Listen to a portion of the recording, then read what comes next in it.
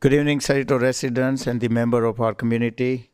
I would like to call to order the Thursday, September 26, 2024, 7 p.m. City Council Success Agency regular meeting. Invocation will be led by Bishop David Montgomery from Church of Jesus Christ Latter-day Saint, and the Pledge of Allegiance will be led by Sarito's Youth Sports Group. So may we all have the sports group come on up now.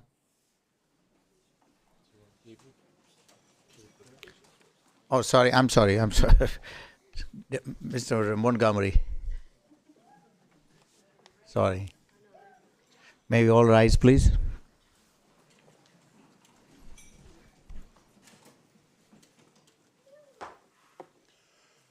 Our dear Father in heaven, we are grateful for the opportunity to be here tonight at this Cerritos City Council meeting.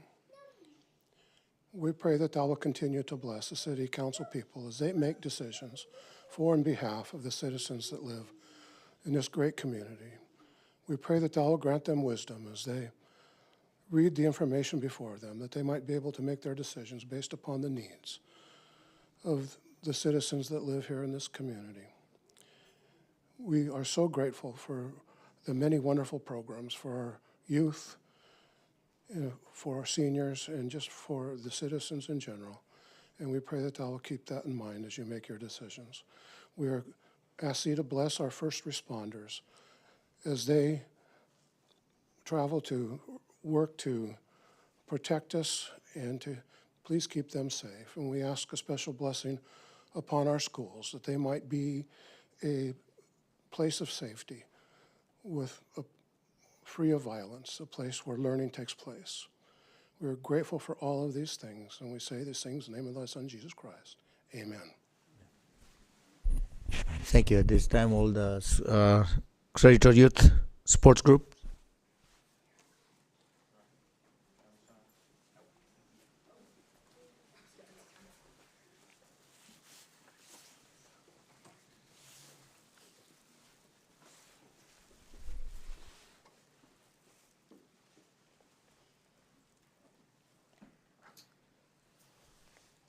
Take off all hats and hoodies.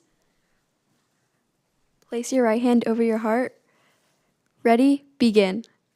I pledge allegiance to the flag of the United States of America and to the republic for which it stands, one nation, under God, indivisible, with liberty and justice for all. You all may be seated. If you don't mind, I'd like to see if you would like to say your names.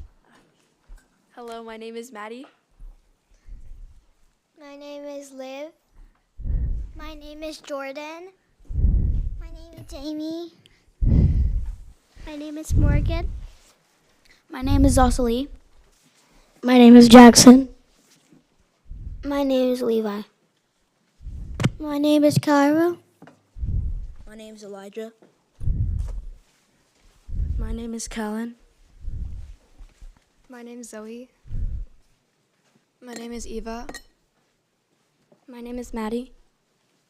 My name is Aurora. My name is Journey. My name is L'Oreal. My name is Xavier. Thank you all very much for coming and doing this. Thank you.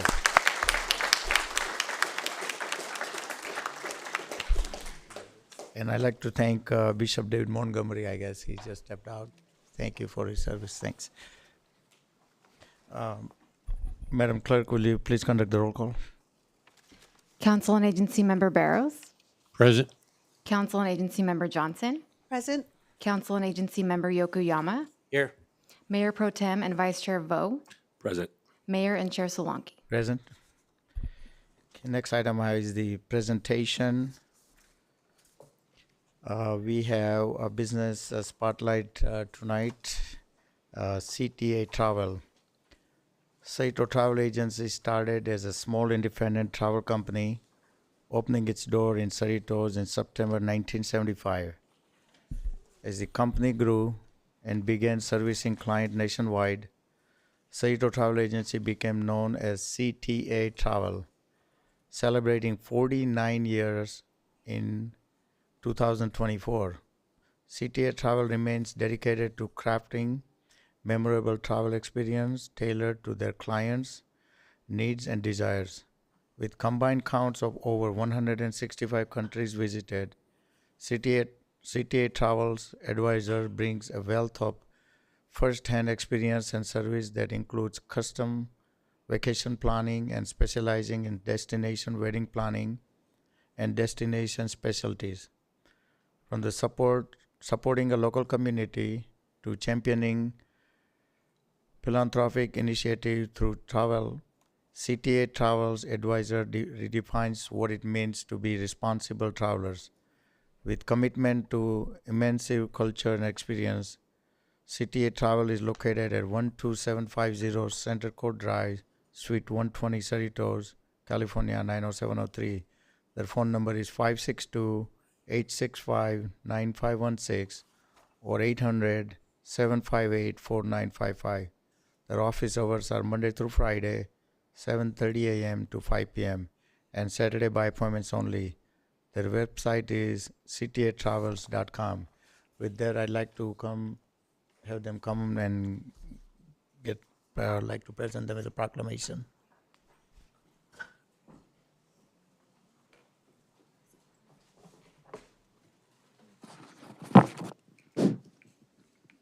Congratulations, and here's a proclamation from our City of Cerritos. Would you like to say anything? Sure.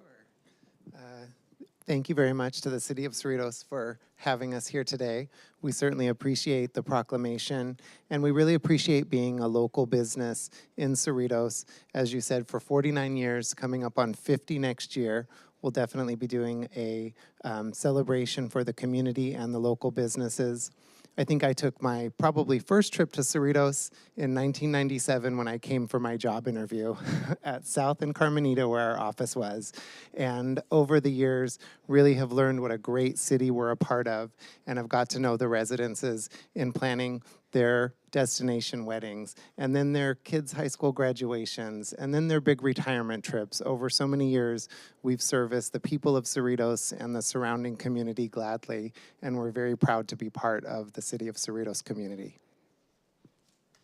Thank you very much. Congratulations. If you have other people you'd like to invite to accept this, your team, and I'd like to have council colleagues can come and take a picture. You can come down.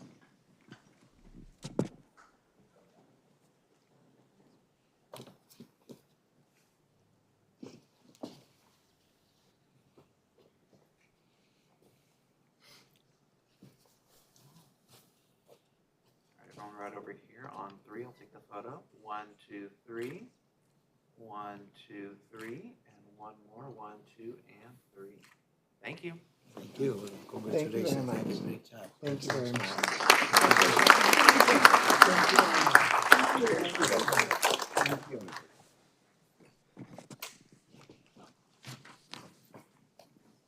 Okay, the next we have is this week's city is proud to join communities across the country in celebrating the National Youth Sports Week, which recognizes the important role that youth sports plays in the lives of children, coaches, and volunteers. Cerritos is proud to have a long history of providing outstanding youth sports programming and supporting the many private youth sports organizations that calls Cerritos home.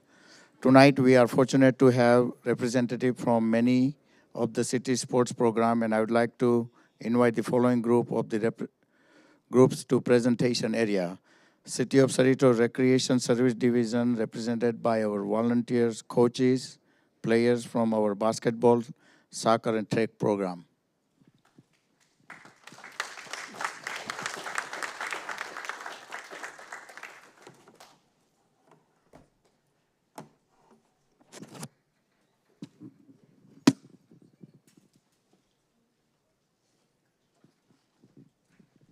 Congratulations. Good job. Thank you.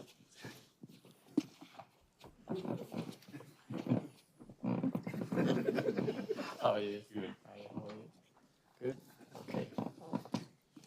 Okay. Would you like to say something, Coach? I'd like to thank Jill Toda, Ben Lauren, and the Cerritos staff for providing a good soccer program here. I like it. You know, I grew up here in Cerritos. Maybe 40 years ago, I played in the same league, and I think it's a good experience. Gets them prepared when they play YSO. So, you know, I like it. It's a good program, and I thank the Cerritos. Hi. Yeah, Jill, thank you. Big shout out to Jill. I was a product of the youth program over here too for sports. And this is my son now. I've been able to coach him and be a part of his life. And it's been exciting. And Cerrito's always been a great spot for us in sports. And yeah, we're just great to be in a home product from Cerritos. All right. With that, I'll have you guys come down over here and we'll take a picture and I'll invite my council colleagues for photo.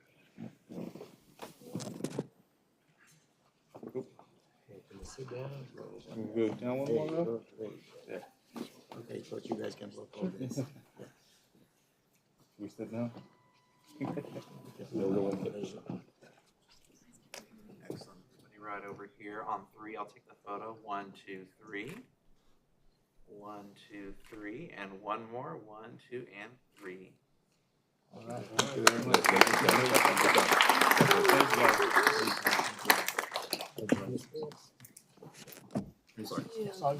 Thank you.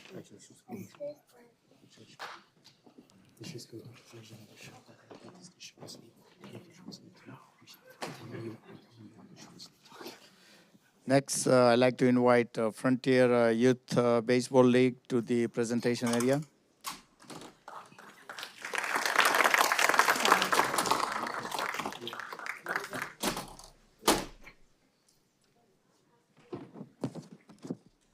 Coach, congratulations. Would you like to say something?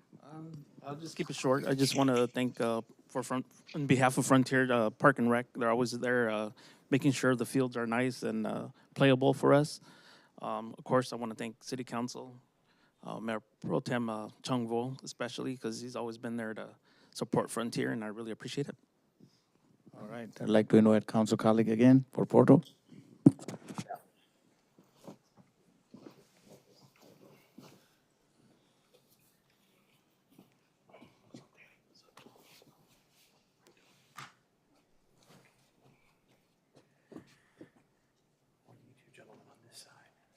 Thank you.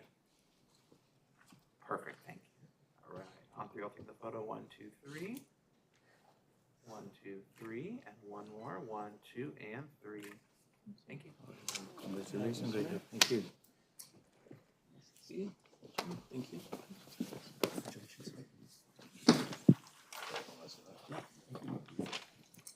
Next, I'd like to invite Snoop and House Flag Football League to the presentation area.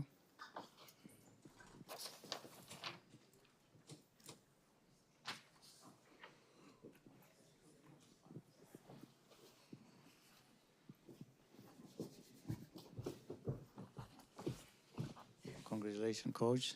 Thank you. Would you like to say something? Yes. There you go. How are you, man? First of all, we'd like to thank the city of Cerritos, Jill, Sherry, for helping us get this league started here in Cerritos. TJ was on his way here. He's doing TV for Fox right now. He's on his way right now. But partnered with we'd like to thank the LA Chargers as well for them being the major sponsor of the league. We look forward to continuing to provide a flag football league here in Cerritos with partnership with you guys and the city. The league is Friday nights. This is our second week. We're going to start our second week this coming Friday, and we'll be here in the winter and also in the spring. So we're looking forward to that. Thank you very much and congratulations. Council colleague.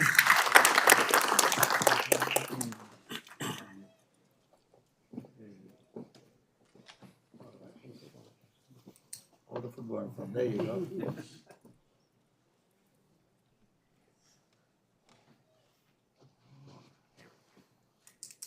Everybody on three. 1, 2, 3. 1, 2, 3, and one more. 1, 2, and 3. Thank you.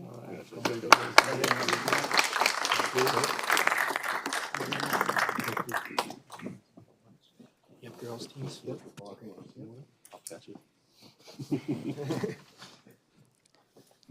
Next we have is the Cerritos US Volleyball League. Can come to the presentation area.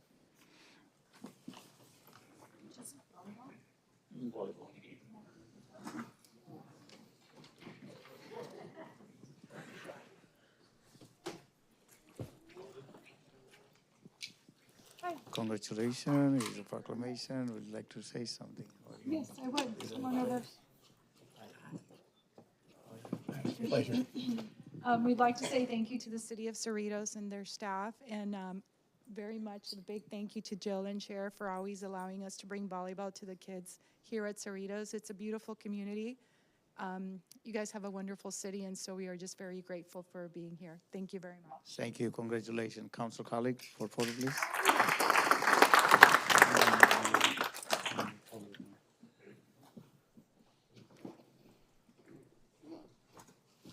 Do you want me to move over? You're good. No, you're good. You're more important. Yeah. A little right there. Excellent. All right. I'm sure that's accurate. Right over here, everybody on three. I'll take the photo. 1, 2, 3. Have another 1, 2, 3, and we'll take one more. 1, 2, and 3. Thank you. Thank you very much. Thank you. Thank you very much. It's a pleasure.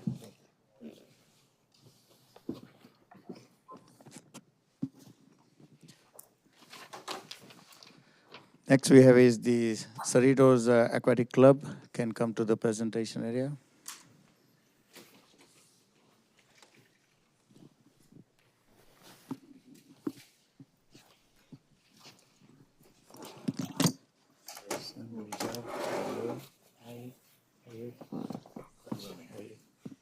Would you like to come over here and say something? Hello. On behalf of Cerritos Aquatic Club, I would like to thank the Cerritos City Council for their support, and also Sherry Titus and all of the Recreation Services staff. Without them, Cerritos Aquatic Club would not be able to provide the opportunities for our youth for swimming. We do appreciate the Cerritos Olympic Pool, and what a great venue and setting it is for our kids to swim. We see the kids have lessons, many months of the year, and our club is kind of an extension of that. It allows them to build their skills, become faster, stronger, and take their skills and compete at the next level in high school and even college. So, thank you. Thank you very much. Congratulations again. I'd like to invite council colleague.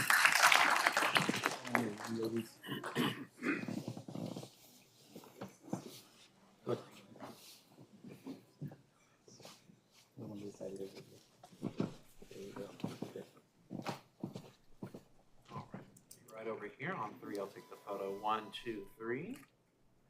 1, 2, 3, and one more. 1, 2, and 3. All right, coach. Congratulations. Thank you. Thank you. Thank you. Great job. Thank you.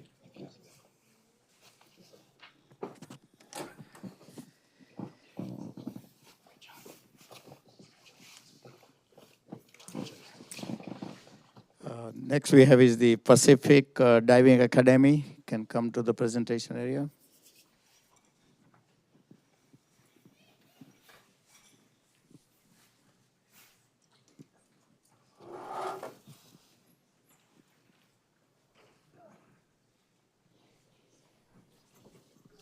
Congratulations. We'd like to present a proclamation. We'd like to say something. Thank you, yes. Hello. On behalf of Pacific Diving Academy, I'm Amy Kwan. My husband, Andy Kwan, is not here, but we definitely would like to thank Sherry and Jill and the City Council and the beautiful Cerritos Olympic Swim Center. It has been our home since 1997. We love it. We love training there. We've just developed so many youth through that pool and facility and have many talented divers that come and join our program and have been at the beginning levels all the way up to national and international levels. So we're proud to be in Cerritos and we love it. So thank you very much. Congratulations again. This is a proclamation. We'd like the council colleague come and join me.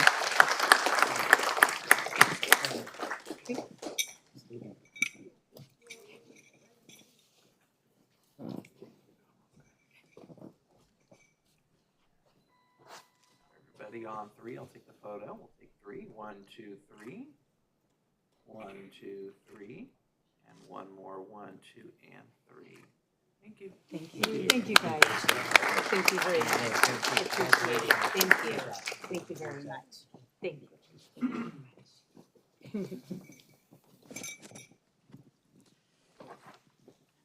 The last one is Cerritos Girls Softball Association.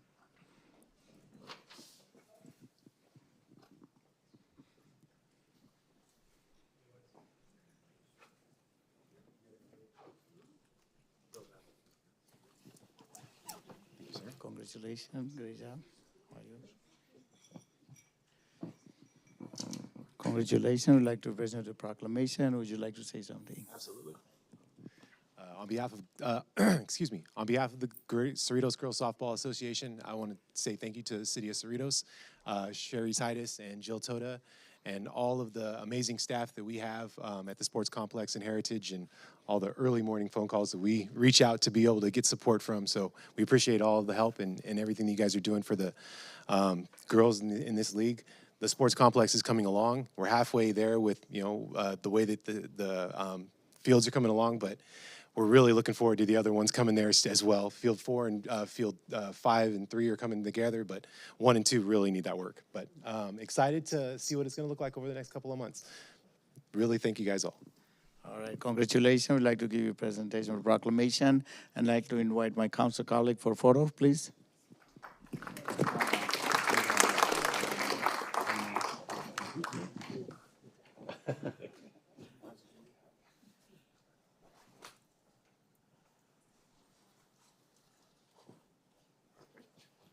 I'll take the photo. We'll take 3. 1, 2, 3.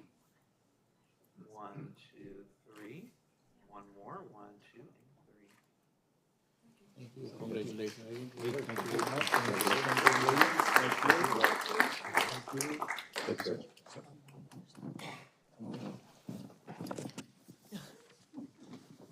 Okay, the last one we have is AYSO. I can come to the presentation area.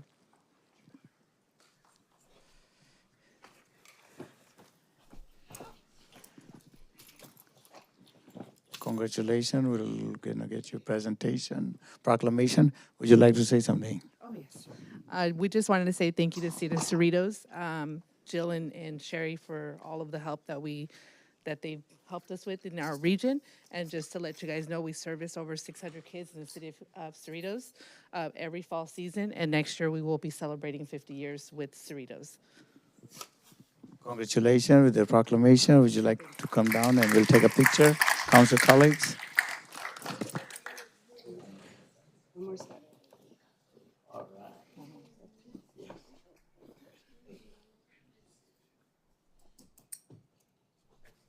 On 3, we'll take the photo. 1, 2, 3. Take 2 more. 1, 2, 3. And one more, 1, 2, and 3. All right, congratulations. Thank you. Thank you. Thank you so much.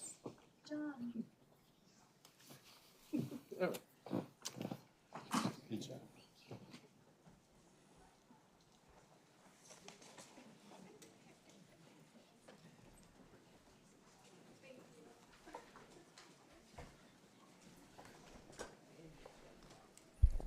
Just like to say, Sherry and Jill, thank you very much. You has done a wonderful job, great job. Thank you all. Okay.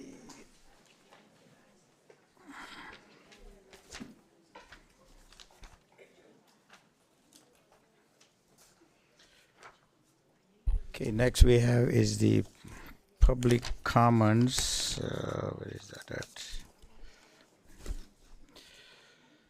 Thank you for attending tonight's meeting. State law and our local rules do not support use of profanity, hateful speech, or the conduct that disturbs the conduct of this city business meeting. If necessary, I will issue an warning and then call for the recess to restore order. After that, the chamber may be cleared. If disturbed continues, next I will call upon the city clerk to provide additional information on concerning public comments. Thank you, Mayor. The following comments pertain to all public comments periods on tonight's agenda. The Office of the City Clerk received no written correspondence for this meeting by the deadline listed on the agenda. The Mayor will open in-person public comments at the appropriate times on the agenda. Please be prepared to approach the podium and begin your comments at the time you are called. Public comments should be directed to the City Council and only made from the podium during your turn. Please respect each speaker and refrain from any disruptive behavior or speech during their comment time. Public comments will be limited to 3 minutes per speaker. Agenda item 6 public comments should be limited to items on the consent calendar, closed session, and items not listed on the agenda but that are within the subject matter jurisdiction of the legislative body. For the record, in consideration of consent calendar item 7A1, approval of minutes, the agenda for tonight's meeting lists the incorrect time of the City Council special meeting of September 5th, 2024. The draft minutes posted on the city's website and presented to the City Council for approval have documented the correct time.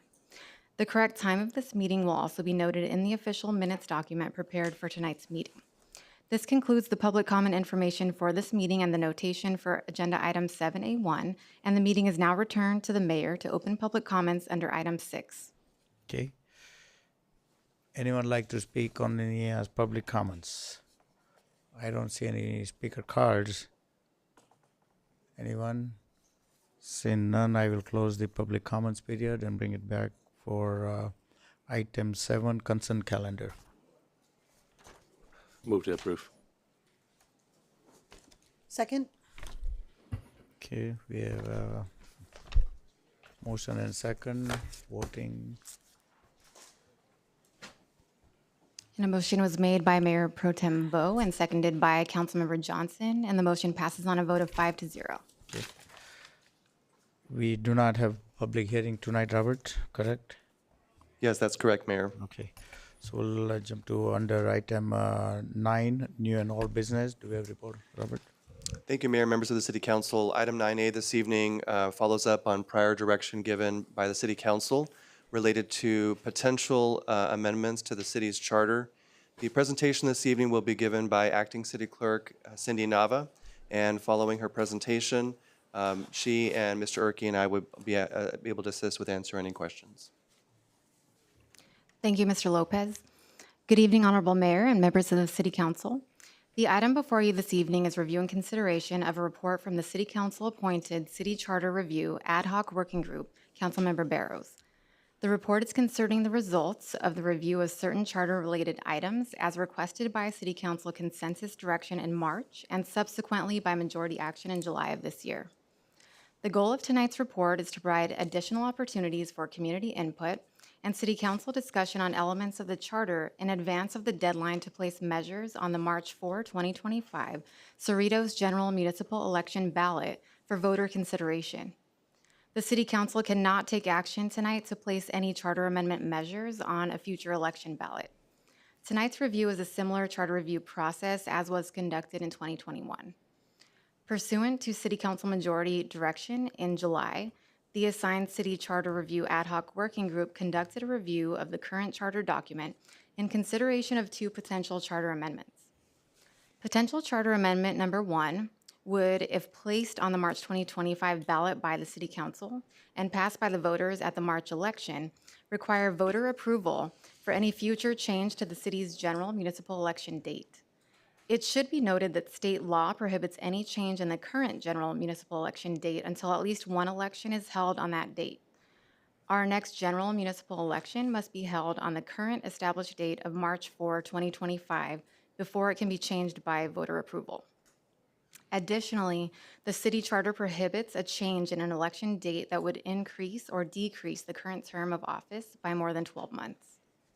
Therefore, if the voters approve this charter amendment on March 4, 2025, the date of the general municipal election would be fixed in the charter, and voter approval would be required for any future date change, whether placed on the ballot by voter initiative or city council resolution. Additional conforming amendments were incorporated into this proposed charter amendment. These amendments would, beginning in 2026, set the date of the council's selection of mayor as the second Wednesday of April. City council member terms, beginning with the 2027 election, would also be set to commence on the second Wednesday of April. Working group review was also conducted to determine whether general cleanup amendments to the charter are necessary to comply with current superseding laws and regulations, also to identify language or sections within the document that may require clarification or modernization to align with modern municipal governance practices. A similar cleanup charter amendment was approved by voters at the April 12, 2022 Cerritos General Municipal Election. Proposed Charter Amendment 2, if included on the March ballot by council majority approval and approved by the voters, would bring the charter into compliance with any superseding laws and regulations. It would also improve operational efficiency by referencing modern and actual business practices, eliminate outdated references, clarify and correct grammatical punctuation and spelling errors. One example of updating references to current business practices is the suggested clarification of the city treasurer role and the separation of that role from that of the city clerk. This and other recommended cleanup and other modernization language is noted within Exhibit 3 of this agenda report. It is important to note the deadlines for adopting resolutions to place items on the March 2025 ballot. The recommended date to adopt any final resolutions to place proposed charter amendment ballot measures on the March 2025 ballot is at the Monday, November 4, 2024 City Council special meeting. This is to provide the necessary time for such items as the following: submission of impartial analyses, arguments in support and opposition of each measure, rebuttals if desired, state-mandated translation of ballot materials into required languages, and production of legally compliant ballot materials. The final deadline to adopt resolutions is Friday, December 6, 2024. However, waiting until this deadline is not recommended due to the time required for the completion of the items just mentioned. It is recommended the City Council review and discuss the two proposed charter amendment measures and determine for each whether to place the applicable measure on the Tuesday, March 4, 2025 Cerritos General Municipal Election ballot. If so desired, it is also recommended the council direct staff to prepare any resolutions required to place the applicable charter amendment measure or measures on the ballot for adoption at a future meeting not later than scheduled Monday, November 4 special meeting. I will note, if the council so desires to ease the flow of discussion, the council may choose to bifurcate each individual potential charter amendment measure, opening public comments, council deliberations, and voting on each potential measure separately.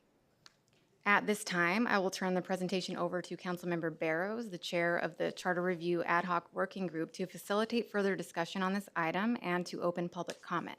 The city manager, city attorney, and I are also available to answer any questions the council may have. Thank you, Cindy. It's a very good report. If the council concurs, I ask that we go ahead and bifurcate the two items. I concur. Yes. Okay, I sense we have consensus on that. I start with, thank your earlier comments about the transition being on the second Wednesday.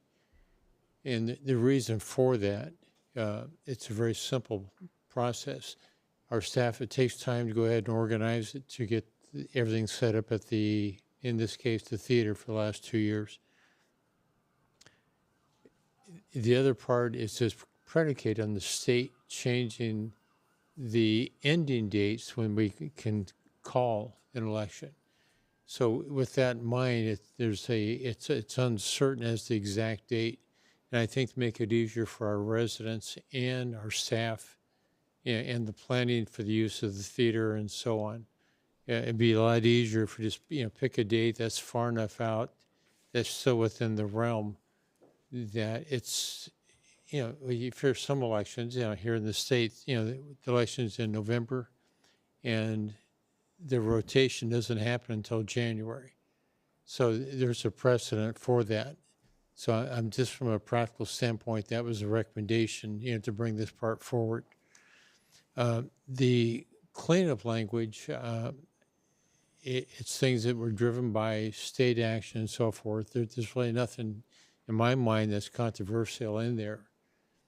And if you don't mind, I'd ask we take the second, half first, the cleanup. And then, and Mayor, to allow for public comments on each section separately. Okay. Just so we can focus on it. The other part is that since I was here when we did 78% of the people voted to have the election in an off year so we can focus on our personal election, versus trying to compete with statewide ballot issues, statewide offices, federal offices, and so forth. 78% of our residents at that time voted to move the date to, I think it was March or April, back in 74. With that in mind,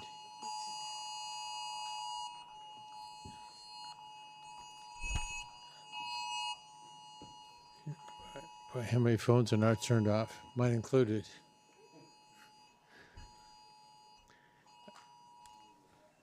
At least I'm not the only one up here.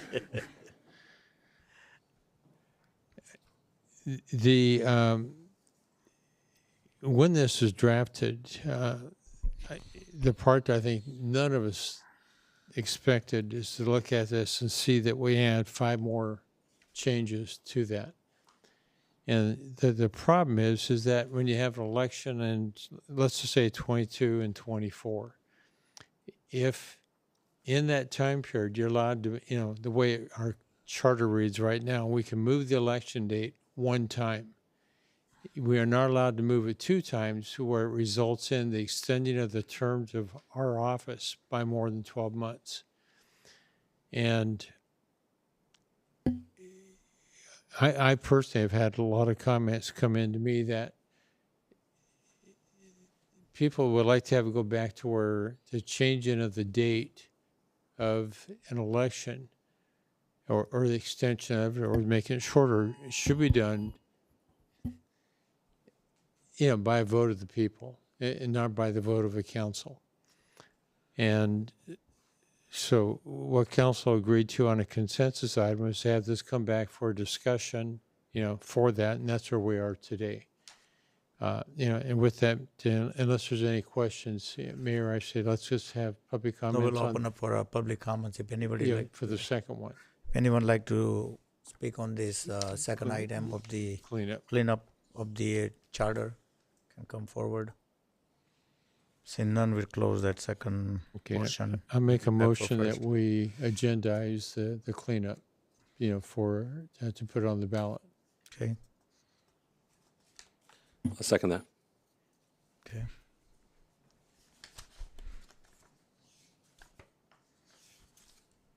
A motion was made by Councilmember Barrows and seconded by Mayor Pro Tem Vo to place Charter Amendment number 2 on to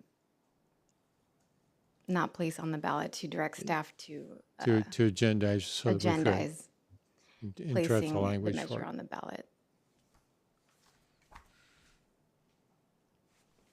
Electronic voting has been activated.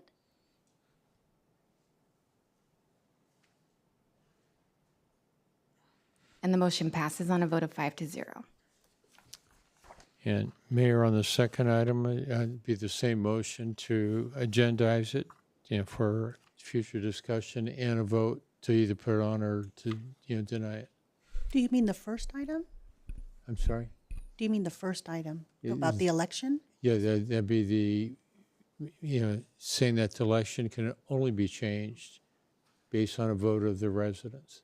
Is there opportunity for questions, public comment, and then Yes. comment? So, And I apologize, thank you.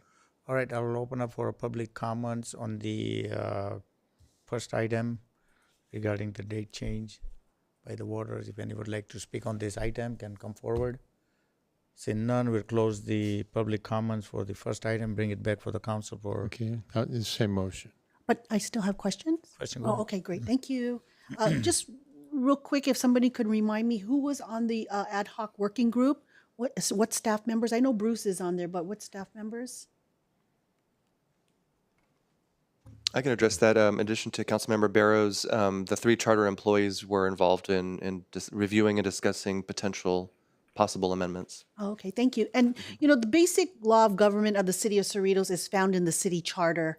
It's the guiding document that defines the organization, its powers, its functions, essential procedures of the city government. So because of the importance of this document, was there consideration to include another council member in this ad hoc working group?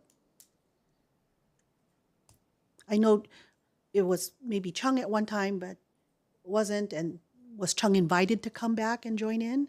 No. Okay. Okay. All right, if not, do I have a, I'll second the last. Oh, then I have comments. I'm sorry. okay, go ahead. Oh, okay, comments. thank you. So thank you, Bruce. I know you've been working real hard on this as part of the working group, and but I think I have a little different perspective. This charter amendment number 1, if approved, voter approval is required for any future changes to the city's general municipal election date. In our report, it shows there's a historical list of city election date changes starting with 1959, 1994, 95, 2016, 2018, 2021, and most recently last April 2023. In one of those years, we changed because we were legally required by the state.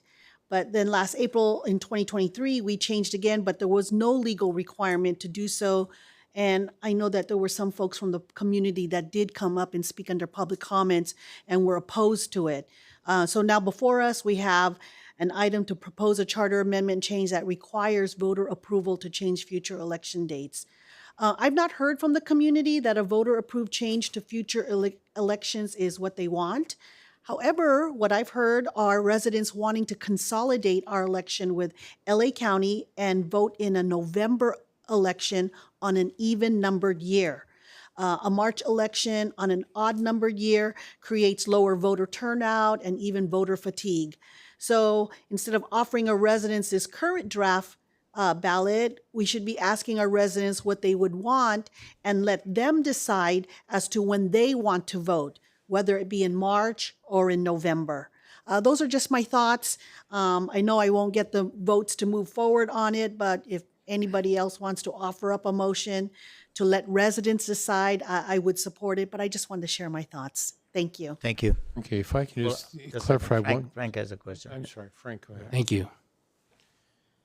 So a question I have is, we're going to have our municipal election, our city council election for the city of Cerritos on March 4, 2025.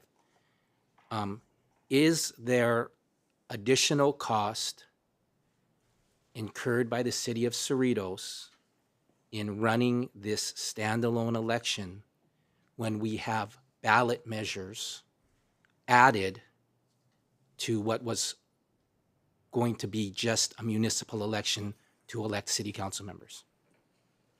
Honorable Mayor and members of the City Council, Councilmember Yokoyama, thank you for your question. There is an additional cost in an election when there are ballot measures added due to additional pages added to the ballot, translation costs, require state mandated translations. So yes. Okay, thank you, City Clerk. So it's confusing to the readers of the, well, it's my opinion that it's confusing to the readers of the agenda report because the first sentence of the financial impact section of the agenda report says there is no financial impact with respect to review and consideration of proposed charter amendment ballot measures for placement on the March 4, 2025 Cerritos General Municipal Election ballot. You know, it's a unclear sentence because what I just heard from you is a City of Cerritos election on March 4, 2025 costs more to our taxpayers, our Cerritos resident taxpayers. It costs more when there's a municipal election on March 4, 2025, when there's ballot measures on there. Is that correct? Councilmember Yokoyama, yes, yes, it is more costly when there are ballot measures on. Okay, so what we're discussing here is, are we discussing here putting on 2 ballot measures in this agenda report? Councilmember Yokoyama, thank you for your question. It's to the council's discretion of adding any ballot measures, 1 measure, 2. Okay. There are consideration of 2. Yes, you are correct. The City Council is considering this tonight. The agenda report talks about amendment number 1 and amendment number 2 for the proposed charter amendments. So I'm going to just say potentially there could be 2 ballot measures. How much is it going to cost our Cerritos taxpayers to have, what is the additional cost to our Cerritos taxpayers to put 2 ballot measures on the March 4, 2025 election in addition to the City Council elections? Thank you for your question, Councilmember Yokoyama. We are in very early stages of preparing the budget for the election. However, the cost of 2 ballot measures, you would have to consider the addition of potentially 8 additional pages per measure to the ballot. Considering the arguments for and against, you would have to consider all of the translations and that cost of translation plus the printing of the additional pages. I would like to research that before providing specific numbers. I respect that.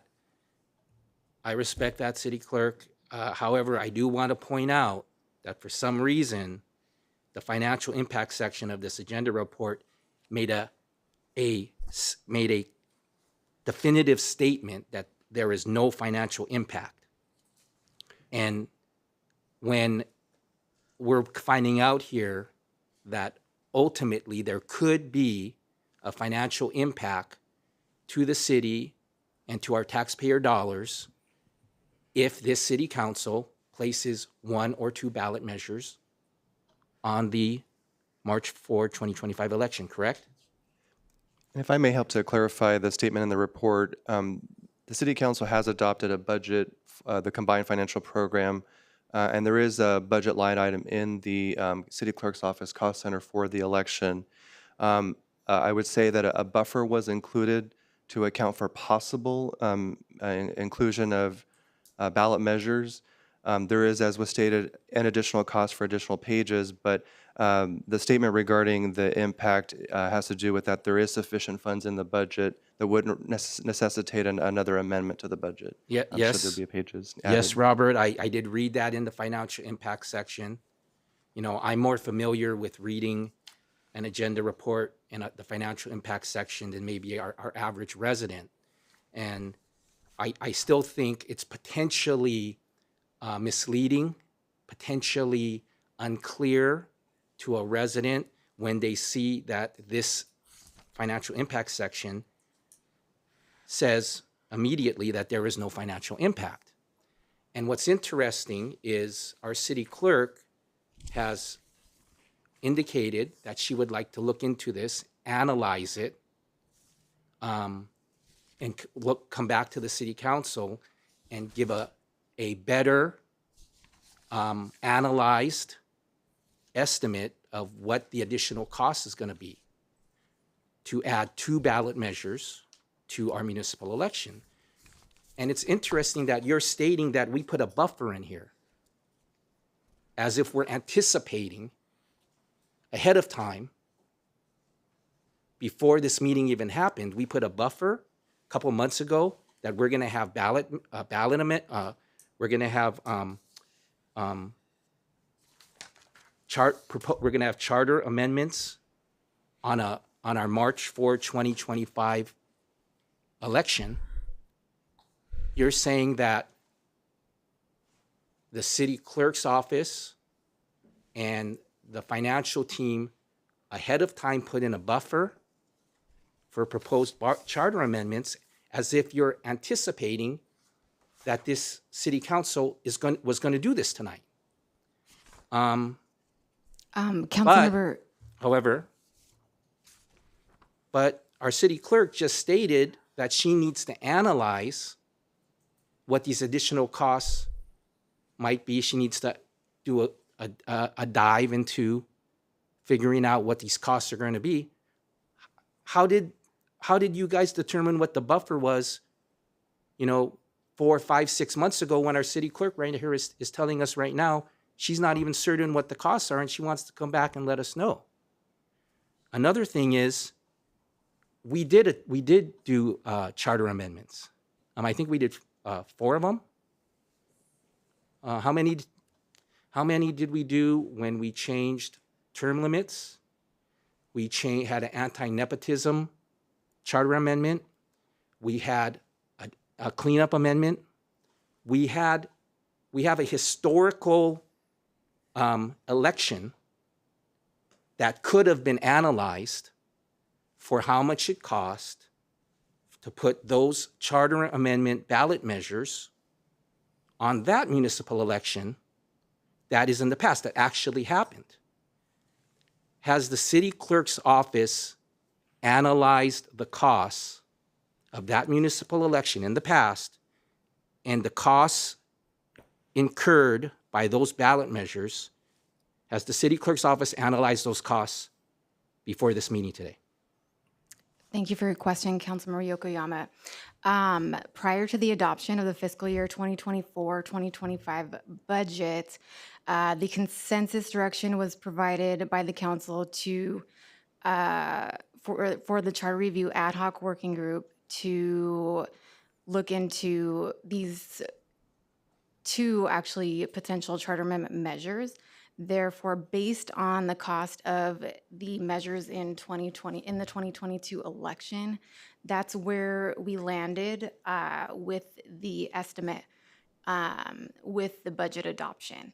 That's why we landed where we did. However, I don't feel comfortable providing specific, detailed quotes without having done further detailed research. Okay, and I understand that you were not the city clerk before this month. City manager, did somebody analyze the actual costs incurred by the city of Cerritos, the actual incremental costs for having ballot measures on the recent Cerritos municipal election? Yes, our previous city clerk, working with the team, did look at those numbers to estimate what they would be for the upcoming fiscal year. So that was included, again, as was mentioned, based on the prior consensus direction. But if you'd like us to, the council would like us to provide more specifics, we'd be happy to report that along with an upcoming a memo or an agenda item. Okay, so going to what you said, what you reported to this council, you told us you informed us that the 24-25 comprehensive financial program provided a buffer in anticipation of this city council at a meeting like tonight approving 2 ballot measures. Okay, so it was anticipated that it was going to be passed, not failed. Okay? It was So there as a contingency in case there was direction given. So thank you. So this contingency, this buffer, you referred to as a buffer. Now you're referring it to as a contingency. What was the amount of the buffer, please? And that I couldn't tell you this evening. I'd have to look at our notes from the preparation of the budget from that time. Can't one of your staff look at the comprehensive financial budget right now and see the buffer amount, the contingency amount, in our detailed comprehensive financial program, hundreds of pages long? If we put a buffer in, if we intentionally analyzed this upcoming municipal election, you said the city clerk got together and looked at the previous municipal election, and we added a buffer, we added a contingency. Shouldn't it be transparent in our comprehensive financial program so all of us, staff, the city council, and residents know what the contingency amount is for having ballot measures on the March 4, 2025 election? Could somebody in your staff tell us what that contingency amount was? I think Drew is shaking his head. He might have the number. Thanks, Drew. Good evening, Honorable Mayor, members of the council. Referring to page 112 of the published budget, there's a $300,000 item increase in the budget overall for increase in anticipated expenditures for election supplies and services in general municipal election year, including but not limited to candidate nomination period proceedings, ballot preparation, distribution, voter council-initiated measures, Proposition 218 proceedings, state certified materials, training, and consultant services as needed. So thanks, Drew. So you said $300,000. So how much of that $300,000, please, is indicated to be the buffer or the contingency for having ballot measures placed on the March 4, 2025 municipal election? And I would just say that that's information that we don't have readily available this evening, but we'd be happy to report back to the council if directed. So is it close to 300,000, a fraction of 300,000, closer to zero, or we're completely not certain, and the staff and you have to come back and let us know you've analyzed it? All we know right now is that there's a buffer related to these charter amendment ballot measures. Drew just told us there's a buffer of $300,000 in the 24-25 comprehensive financial program, correct? Honorable Mayor, members of the City Council, Councilmember Yokoyama, one thing I can note is that the cost of the 2022 election with 2 council member seats and 6 ballot measures was a total of $336,000. We have budgeted this year for $350,000 to account for inflation, and any amount not used for this upcoming election will be returned to the general fund. Okay, so we can look at these historical elections of the city of Cerritos, and we can get back an analysis from you and the city manager and staff on the additional cost our taxpayers, our Cerritos resident taxpayers, are going to have to pay if we have ballot measures for charter amendments on the March 4, 2025 election. Okay, thank you. So related to that, the thing is that I also want to agree with a statement from Councilmember Johnson. I have not heard from anybody that they want this charter amendment, number one, to have voter approval required for any future change to the city's general municipal election date and related conforming amendments.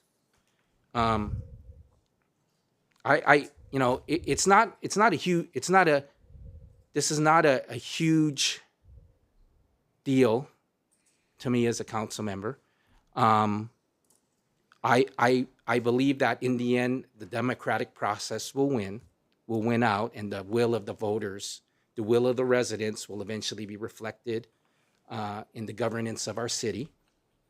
However, just like the charter amendments that we approved a few years ago when we added term limits to the charter and we added an anti-nepotism provision, no resident ever came to me and said that they were looking to add term limits and they were looking to add an anti-nepotism provision. It was self-started from this council, and we put it on the ballot. I voted no. I voted no to putting those ballot measures for those charter amendments on that municipal election because I felt the additional cost to our taxpayers was not justified because they didn't ask for it. So that's what's happening here today is just like Councilmember Johnson said, not one person, I'm not even saying not one resident, I'm saying not one resident, not one employee, not one person has told me that they want this charter amendment number 1. So this ad hoc committee of one person, Councilmember Bruce Barrows, is putting forth this agenda item and this proposed charter amendment that's going to cost our residents money that they didn't ask for. So it's just confusing to me where it's not broken, the process is not broken. Previous councils, city councils, have governed under the existing system. Previous executive teams have governed under this system. Residents have had opportunities to come in and speak over the decades about just the overall approach to having a reasonable legal election date for Cerritos City Council elections here in the city of Cerritos.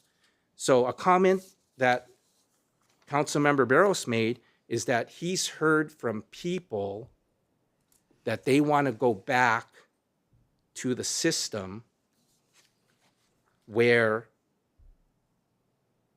the election date can only be changed by a vote of the residents. That's an interesting statement that people have told him that they want to go back to the system of when election dates can only be changed by the voters. First of all, like Councilmember Johnson, I've never heard that. So I don't know who he's heard from, but it hasn't been shared with the city council. But the last time that residents voted on when the election date would be was pre-1994.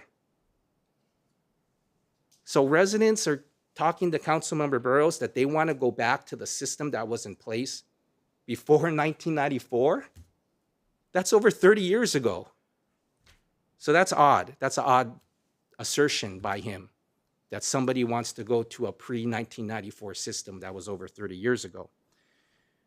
So we have this city council, not this city council, Cerritos City Councils, since 1994, when there was a charter amendment changing the choice of election dates by ordinance. This city council has, Cerritos City Councils have governed and made informed decisions, and they have changed the election dates by ordinance 5 times over 30 years. So this has not been a system that has been weaponized, has been overused, has been done haphazardly. It's only been changed 5 times over 30 years, and Councilmember Johnson even talked about one time where it was required by California law. So I just lastly need to point out, I just think it's hypocritical that one or more of my council colleagues want to put a ballot measure for a charter amendment to require voters to change elections when Bruce and Naresh and Chong moved the election date last year on a vote of 3-2 with Linda and I voting no. It was okay for them to do it at that time. And now Bruce is coming here today saying, oh, I don't think the city council should be able to move election dates. I think only the voters should be able to do it. It just seems pretty self-serving. It sounds pretty it is self-serving when he just voted a year ago to move the election date on a majority vote of 3-2. And that's an example of what I mean by there needs to be a good reason for the council, a city council, to move the election date, and 4 times they did it. One of those times being it was required by law. And the thing that is really unfortunate, really sad for our Cerritos residents is I will remind them that our standalone elections, based on the agenda report prepared by the city clerk's office and the city manager's office, these standalone elections cost our residents over $100,000 every election. Because my colleagues voted on April 27, 2023, to have a standalone election, our residents are paying over $100,000 a municipal election instead of having a consolidated election like a lot of our local agencies and cities are doing, like Cerritos College, like the ABC School District, like the Bellflower Unified School District, like the city of Artesia, like the city of Hawaiian Gardens, like the city of Norwalk, like the city of Buena Park, like the city of Cypress. Frank, we need to talk about Cerritos. Let's not worry about all the other cities. Hey, I'm just saying. Okay, and you need to stop attacking personal. You want to talk to the public, you go ahead and talk to the public, but I'm tired of your personal attacking every single time. I'm putting out information. Yeah, put it out. And far as the cost, the previous city clerk told us that it actually costs less, not more. Where's the agenda report that says that? Because the agenda report, the agenda report that was put out by the city clerk's office. Where does it say $100,000 more? I'd like to see that. Okay, I'll get it and I'll show it to you. Okay, show it to me then. We've talked about it in previous meetings. No, you did. You did that. So there is an agenda report. Okay, Frank, I think you talked enough. There is an agenda report put out by the city clerk. It sounds to me like you guys don't want to hear this.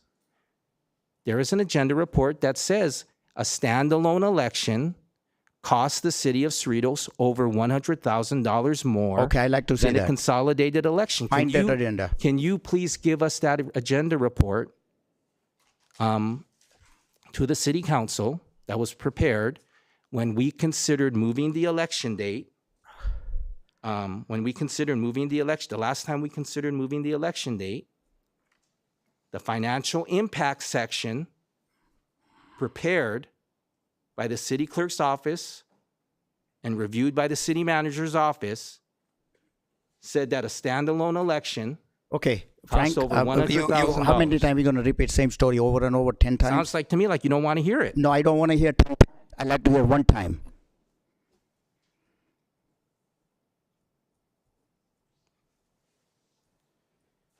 So we're Now they want to now the ad hoc committee, after the selection date was moved on April 27, 2023 to a standalone election that costs more than a consolidated election, they were okay, the majority was okay with moving it by a vote of the city council a year ago. And then here we are, a year later, oh, no, only the residents, only the voters. So this is the fourth time you're repeating this. Should be able to move the election. So that's hypocritical, that's hypocrisy. But the most important thing to me is I want to protect our Cerritos residents' taxpayer dollars. They should not be wasted. They should not be unnecessarily spent. When we're talking about 6 figures, when I hear that there's a buffer of $300,000 in this year's budget, No one said there's a buffer for 300,000. Not one person except for you. in response to my question, Drew That's not buffer. You just put words on people's Drew, mind. I asked what was the buffer or what was the contingency, and you described there was a $300,000 amount. Is that the total amount for the March 4, 2025 municipal election? It was Is that the $360,000. total amount? That is correct. Okay, so that election is going to be cheaper than our last election. Because you said our last election was $350,000. Okay, if I could just interject, our last city clerk did state that with the equipment being used from Whittier, the actual cost they anticipated is lower.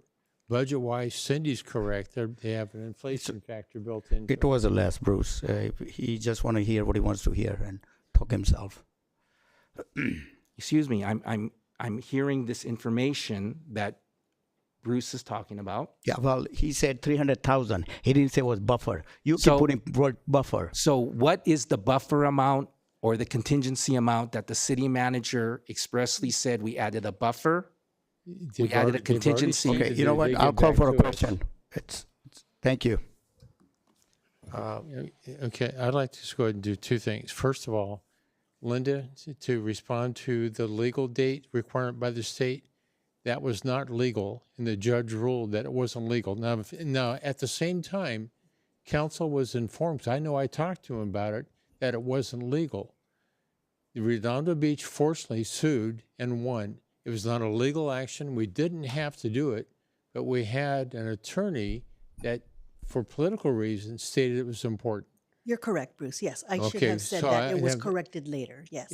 But that's I'd like correct. to say that Thank you. that should not be considered. Okay. Now, the other part, Frank, when you talk about hypocritical, I remember sitting up here right after COVID. Council, 4 of us were sitting here, but one person wasn't. He's sitting up somewhere else participating by Zoom. And in that, and if you want, we can ask the city clerk to get it. You were pointing out about the cost. $150,000 was the amount that you brought up. Didn't mean a thing to the taxpayers. I've always felt any amount is important. And the fact that we can focus our election and save money and get the results in faster with less work is a way to go ahead and serve our residents better. Now, Well, you might disagree, and I'm not here to argue. I'm just saying I don't responding to your understand what comments. the COVID-19 item. We can ask the clerk if you want it. You were pointing out that you're talking about Call- trying to hello. save a small amount of money on a few pages. That's Bruce, important to you. Bruce, we're not debating here. Is there anyone have any more questions? Otherwise, we need to take action on this item. Okay, I'll make the motion again to agendize this and to have a complete staff report on it, so we can vote it up or down for the election. I think there was already, you made a motion, I seconded it already, so that's all right. Okay. Roll call, please. City clerk. I'll just vote. There is a motion on the floor made by Councilmember Barrows and seconded by Mayor Pro Tem Vo to agendize placement of the proposed ballot measure on the, to agendize placement of the proposed ballot measure number 1 on a meeting agenda prior to November 4th, as recommended. I'm sorry. I threw in there, but as recommended on an agenda prior to the Monday, November 4th Everything meeting. has to be completed in time for that. And I believe the electronic voting has been activated. It's done, yeah, 3-2. The motion passes on a vote of 3-2, and the resolutions will be brought at a future meeting for council review and consideration. Thank you. Next item, Robert, we have is the item 10, legislative item, 10A. Yes, thank you. We don't have any items under 10A, but we do have one item under 10B. Item 10B.1 is in response to prior direction of the City Council to bring back a proposition that's on this November ballot and for the possibility of taking a position. The presentation this evening will be given by Ryan Carey, and following that, he and Mr. Erkey and I would be happy to answer any questions. Thank you. Thank you, Robert, and good evening, Mayor, members of the City Council. The item before you this evening is being presented pursuant to council consensus direction and is the review of Proposition 36, also known as the Homelessness, Drug Addiction, and Theft Reduction Act. The presentation is provided in order to seek the council's direction as to whether the city will adopt an official position on the measure, which will be on the ballot this November. By way of background, and as you may recall, Proposition 47 was passed by California voters in 2014 with the intent to reduce the strain on our state's prison system. Prop 47 sought to achieve that objective by reclassifying certain nonviolent offenses, including simple drug possession and property crimes under $950, from felonies to misdemeanors. The savings from the expected lower incarceration rates were then to be invested into drug rehabilitation and prevention programs that were intended to help address the root causes of some of these crimes. However, since its implementation, Prop 47 has had some unintended consequences. There's been a notable increase in theft in California, particularly smash and grab and organized retail theft, which can be traced to the implementation of reduced penalties for property crimes. And the state has continued to struggle to control a significant surge in drug-related overdose deaths, particularly from the use of fentanyl. Therefore, in an effort to address some of these challenges, Proposition 36 is a citizen-initiated measure that will be on the upcoming November ballot.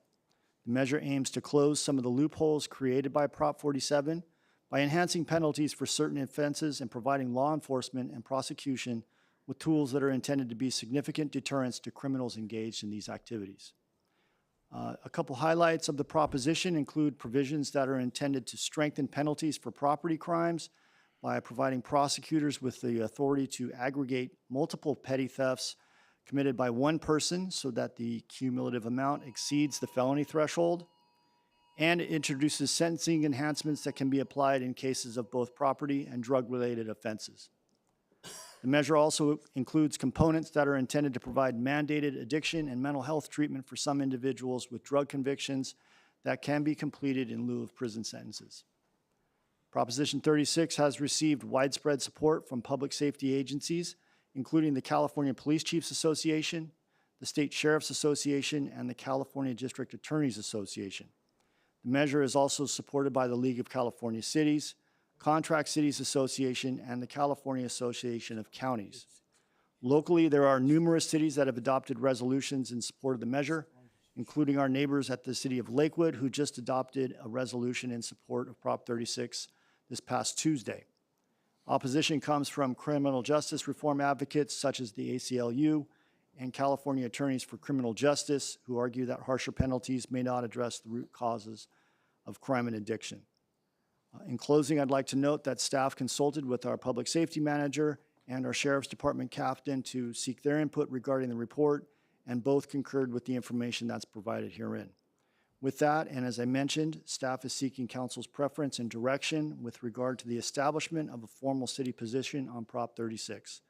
Should the council wish to take a position on the matter, staff will return with an appropriate resolution for the council's consideration at a future meeting.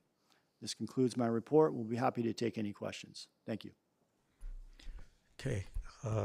This is not a public hearing, so I don't think we need to open for public. Anyway, but nobody's here. Does council has a question for this item? Okay, comments? Go ahead. Thank you, Mr. Mayor. Thank you, Ryan, for the report. In addition to League of Cities and California Contract Cities, I received an email today that the Independent Cities Association just endorsed to support Prop 36. And as Marian mentioned, City of Lakewood also has supported the proposition. Crime is on the rise. Our residents are impacted. Our small businesses, our retail stores are impacted. Our Cerritos Mall is impacted. Our Auto Mall is impacted. Even for a city as safe as Cerritos, we are all impacted. So Prop 36 is a common sense solution to undo the consequences of Prop 47.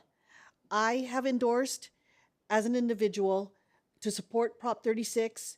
As a voting member of Independent Cities Association, I voted for the organization to also support Prop 36.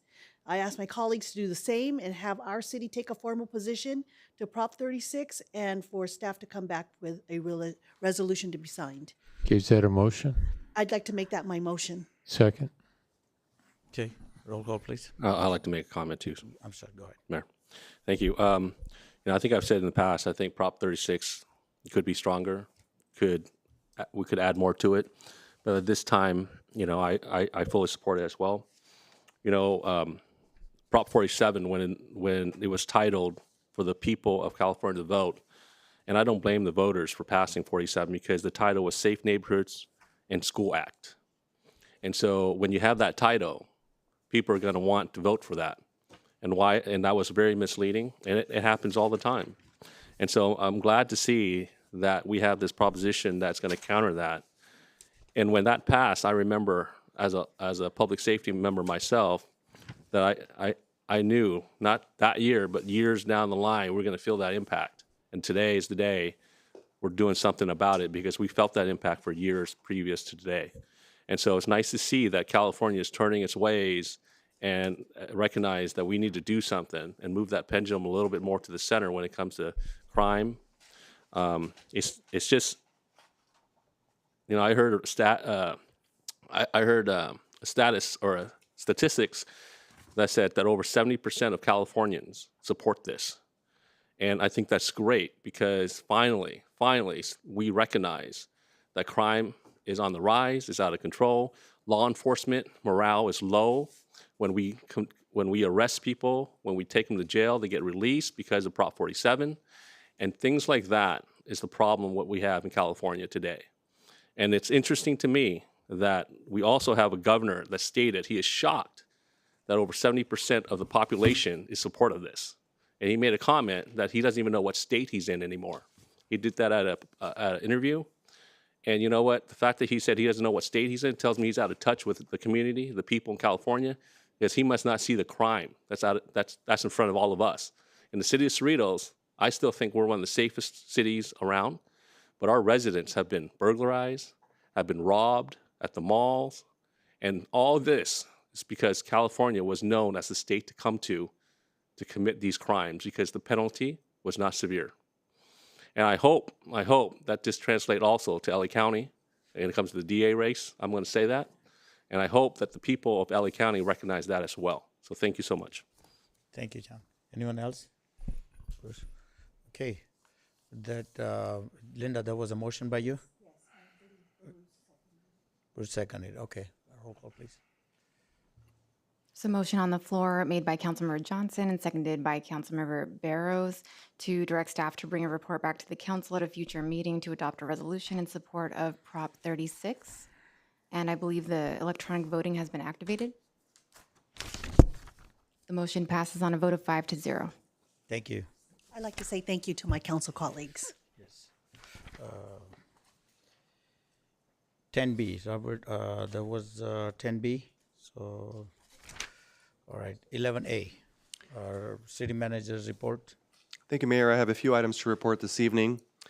First of all, as the City Council is aware, for the last few months, the sports complex, the southeastern fields in the sports complex have been under renovation. And I'm pleased to report that the renovation period is nearing completion and the fields will be reopening next month for sports activity.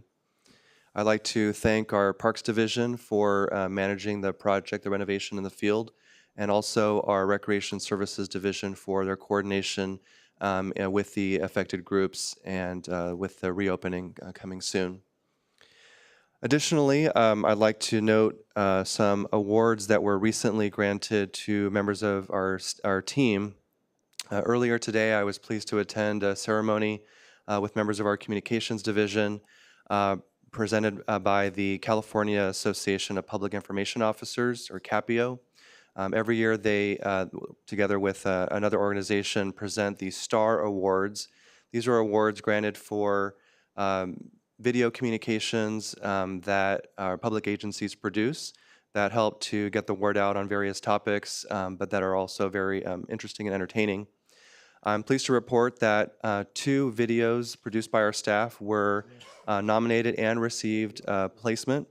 The first was a video in the category of arts and entertainment. It was a Mayor's Weekly 60 video featuring the tiles signed by performers at the theater. That won 3rd place in that category. And in the Parks and Recreation category, another Mayor's Weekly 60 video featured a volunteer coach in basketball, and that won 2nd place in the award. So I'd like to thank our 2 members of our team, Andrew Baumgartner and Bill Petropoulos, for their work in producing those 2 winning videos.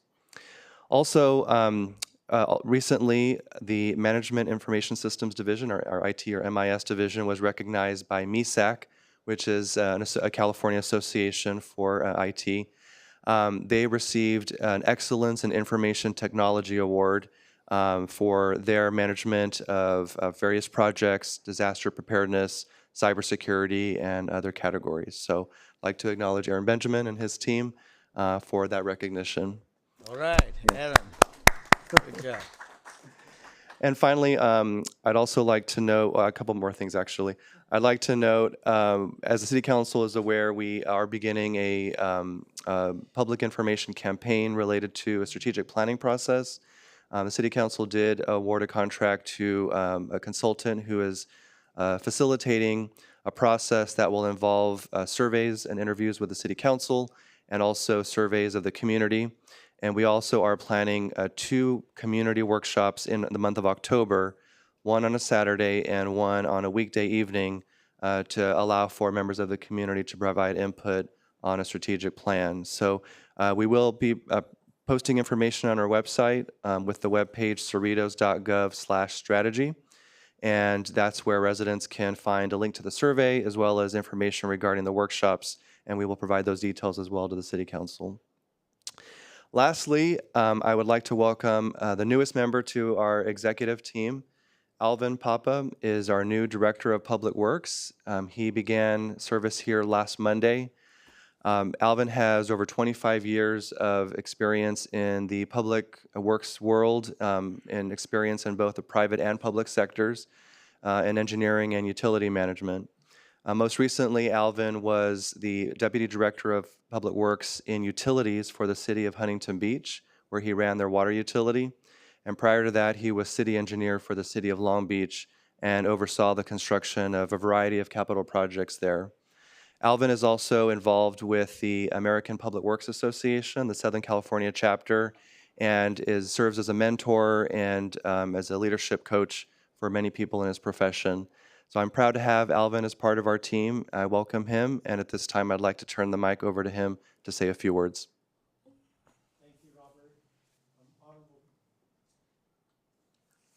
Thank you, Robert. Honorable Mayor, members of City Council, my name is Alvin Papa, your newly hired Director of Public Works. Just wanted to express my gratitude and thanks for choosing me to work for the city. It's a great city. I feel very fortunate to work with such an exceptional team. Everybody I've met in the past week has been very welcoming. It's a very professional staff, beautiful facilities, beautiful community, great residents, and I'm proud to be here.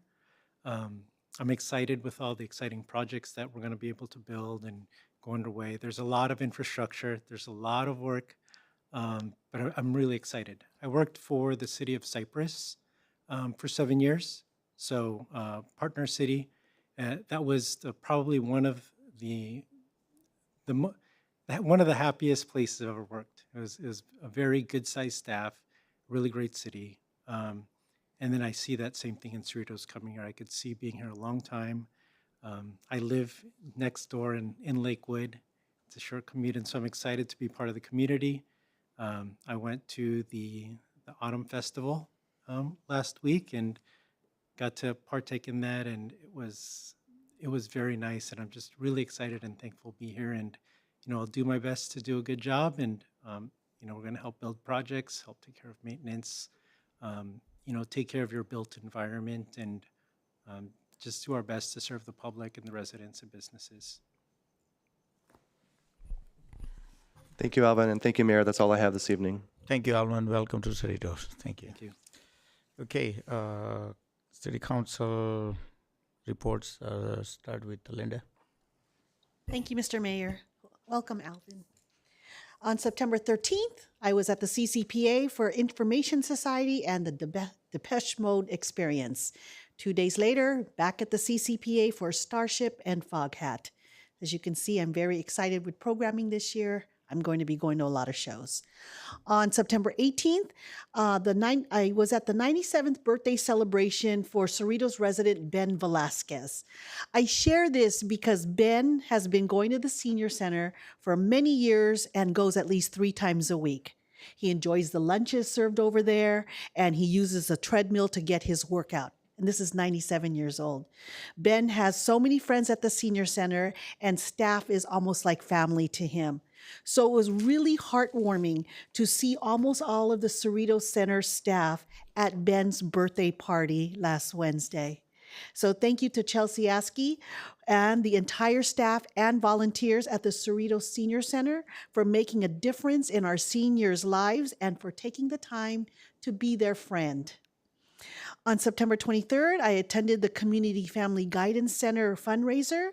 On September 25th, I was at the retirement luncheon for Mark McManus from Public Works. Congratulations, Mark, and thank you for your dedication to and service to the residents of Cerritos. And this afternoon, I attended, along with the mayor, the ribbon cutting of the newly renovated fields at the sports complex. We've all waited for this day to come. The fields are beautiful, and I thank staff on a job well done. That's it. Thank you. Councilman Wall? Yes, just go with line. Okay. Alvin, welcome to the city. Thank you for also applying and providing your services to our community, so welcome. I also want to congratulate Cindy, our acting city clerk. So welcome and thank you for stepping up and providing your services in the meantime. So thank you so much. I attended the Autumn Festival as well. Very big turnout. I know, Robert, you were there. The mayor was there. It's nice to see that our city sets up programs like this for our community to attend and to showcase the people that live in our community. And I know that lots of cities attend this event. I've heard that some cities try to imitate this event, so that's the best form of flattery, right? So I think that's pretty cool. And then I just want to, and I also just this past weekend attended the Cerritos Elementary Pancake Breakfast fundraiser. What a big turnout. And I just want to congratulate them for a successful fundraiser. And with that, that's all I have. Mayor, thank you. Thank you. Bruce? Thank you, Mayor. Last Saturday, I had the opportunity to be invited, along with Art Colucci, our previous city manager, because of our old, long relationship with Congresswoman Napolitano. Even though she's never represented our city officially, she's done a lot of work on behalf of our city. There's a bill that I spent 7 years working on, AB 1342, which extended the life of redevelopment for our city and brought in approximately $155 million to our city. Grace is the one that carried the bill. And for the years it took before we was able to get that signed by the governor, it took a while. A lot of work on her behalf. She also, I was able to get something done through the Gateway City Council's government. That was a bill before Congress to do diesel toxic cleanup. Our representative, which was Ed Royce, as a Republican, kind of like he worked kind of behind the scenes. Grace, as a Democrat, worked kind of out in the open. Both of them helped me to meet with each one of these subcommittee members, in their offices before the actual testimony that I had to give. That brought in the first $1.1 million to clean up diesel toxics. But this did a lot of work, from Grace. And the another one had to do with the Herreras plant that had air quality issues. The EPA put out a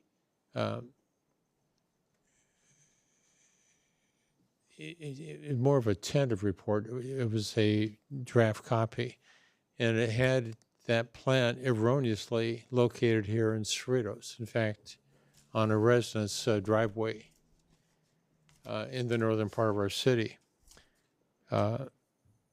Grace, I called her up, and I knew that she had some close relationships with the head of the EPA, and we were able to get the EPA, CARB, California Air Quality, Resources Board, and also the AQMD to come together for the first time ever in the history of the city, or the state, for a joint meeting here in Cerritos. The local news stations all erroneously reported what happened. Because of all this and the fact that our ranking member, soon to retire, Grace has a lot of credibility. And with that, we were able to get all the news stations to offer an apology, for a bad report. I was at a Independent City Association meeting down in Rancho Bernardo, and I had a phone call, and I'd come back up as the mayor to go ahead and meet with NBC, and we had an interview. But it was all because of this relationship that we had with a very dynamic lady that knows how to pick up the phone and make contacts, get things to happen quickly. And I'm really sorry to see that someone that I've endorsed every year that she's been in office, and I've noticed that she's a council member in Norwalk. So from there, she went to the state assembly, from there to Congress. And we're losing a very valuable ally that we had. We've been very fortunate to work with a lot of different congressional members and senators, across the country. And I'm hoping that our council will continue to develop in that area and develop strengths that we can point to very specific things that were done. And I'm only talking about the ones that I've worked with Grace on. There's other ones, she's called asking me for advice on certain things, just to have a little independent, point of view. My role as past president of the League of Cities LA division gave me a little different perspective, and that was what she's interested in. So she's one that did work across the lines and did an excellent job. Anyway, with that, thank you. Thank you, Bruce. Frank? Thank you. So as I reported at the last meeting, the mother of Planning Commissioner Gloria Perlas Polito, the mother-in-law of former Mayor Mark Polito, Loretta Glory Oriel Perlas, she passed away on September 12th. And I wanted to please share with the Cerritos community that the funeral, mass, and the internment and the celebration of life will be on Saturday, October 26th at Forest Lawn Memorial, and I will give that information to you, Robert. So on August 29, I attended with Councilmember Johnson the Friends and Family event at our newest Starbucks over on Del Amo and Bloomfield. And then on August 30, I attended the Cerritos High School Gar High School football game. Cerritos High School won. On September 2, I attended the Labor Day Parade and Picnic in the city of Wilmington. September 4, I attended the LA County BizFed Policymakers Reception in Universal City. I was really excited. Thank you, Jeff Tilke. On September 7, I attended with Councilmember Johnson the sold-out Cerritos Center for the Performing Arts season opener of Expose, with the performances by Expose and En Vogue. It was a really special night for me. Thank you, Jeff. My daughter had a great time attending the show with me. September 19 and 20, I attended the Mobility 21 reception and conference in Anaheim. It's the biggest regional transportation conference, and it is co-hosted by SCAG, Southern California Association of Governments, which I have the honor of representing the cities of Cerritos, Artesia, Hawaiian Gardens, and Norwalk on. On September 21, I attended the Artesia Cemetery open house. Artesia Cemetery right here in our own city of Cerritos. On September 24, I attended the SCAG Southern California Demographic Workshop in downtown Los Angeles. It just confirmed what we already know, that we have declining enrollment. We have declining population here in our city of Cerritos and in our school district. And I'll be providing that information to you, Robert. Also on September 24, I attended the constituency group president's meeting. I have the honor of being the president of the Asian Pacific American Municipal Officials. We had our president's meeting on September 24 with all the other presidents because we're having the 100th anniversary city summit of the National League of Cities in November. It's going to be a fantastic event celebrating. It's going to be the annual city summit, but they're going to go all out because it's going to be the 100th anniversary of the National League of Cities. On September 25, yesterday, I had the honor of joining the Consul General of Japan, Kenko Sone, and his wife, Mami Sone, and their delegation at Whitney High School, at Gretchen Whitney High School. The Consul General of Japan and his wife were there to attend the Japanese 4 class and AP class taught by Mrs. Suzuki, and to see all the great things happening with Japanese instruction and education for our high school students here at Whitney High School and in our ABC school district. Lastly, I'd like to share that I'm thankful and honored to the president of the League of California Cities, President Dan Parra, for appointing me to the 2024 Annual Conference Resolutions Committee. Thank him for trusting me with that appointment to the Resolutions Committee. And as the chair of the Governance, Transparency, and Labor Relations Committee, which is one of the policy committees of the League of California Cities, I'm currently the chair of that committee.